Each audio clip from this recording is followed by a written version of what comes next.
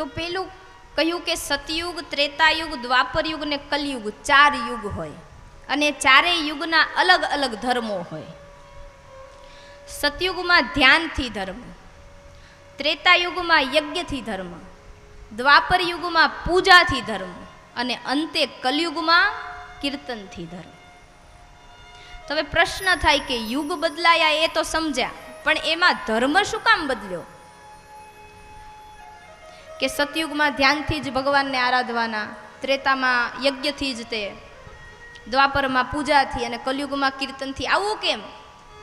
તો આની પાછળ કારણ ભાવ છે. આપણે કહ્યું ને 5 ભાવોથી કથાને સમજવાની છે. તો કે કારણ શું બન્યું? તો કે સતયુગમાં બધા ધ્યાનથી ધર્મ કરતા, ભગવાનને આરાધતા.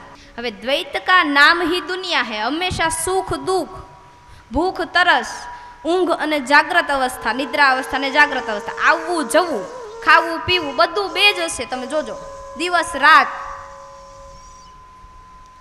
એટલે 2 ભાવ છે. રીતને બદલવામાં શું કામ આવી? તો કે હવે માણસો વધ્યા, ખાવા નહોતું મળતું, એનું યજ્ઞ કરીને હોમવું ક્યાંથી?